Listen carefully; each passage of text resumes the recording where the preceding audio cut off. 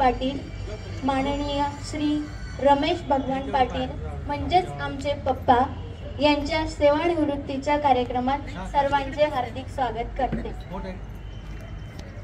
आज आमच्या पप्पांचा निरोप समारंभ आहे।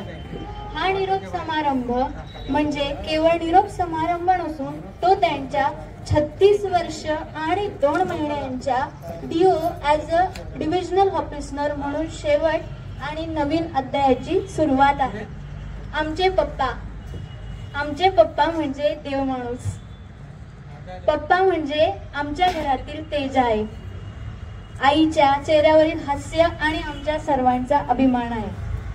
आमचे पप्पांचे या वागण्यात जास्त भर असते की आयुष्य खूप लहान आहे, प्रेमाने गोड बोलत राहा, धन दौलत कोणी कोणाला देत नसते, फक्त माणुसकी जपत राहा।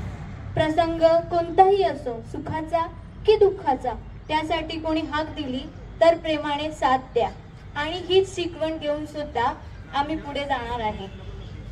मी पप्पांची जीवनगाथा थोडक्यात व्यक्त करते। अंमळनेर तालुक्यातील खोकरपाट नावाच्या छोट्याशा गावात 11 फेब्रुवारी 1966 साली त्यांचा जन्म झाला।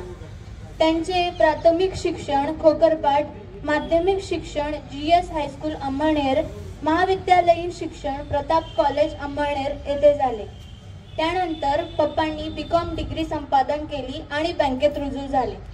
बँकेतील नोकरी करत असताना देखील त्यांनी MCom ची डिग्री संपादित केली।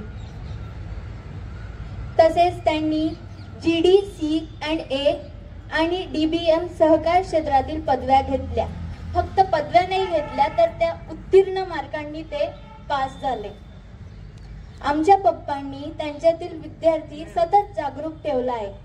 त्यांनी JAIIB बँकिंग एक्झाम व CAIIB बँकिंग एक्झाम सुद्धा दिलेल्या आहेत। एवढेच नव्हे तर त्यांनी स्पर्धा परीक्षा MPSC सुद्धा दिलेली आहे।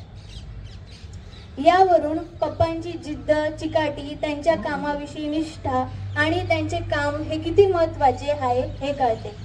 पप्पा नेहमी म्हणतात, ठाम राहायला शिकावं, निर्णय चुकला तरी हरकत नाही, स्वतःवर विश्वास असला की जीवनाची सुरुवात कुठूनही करता येते।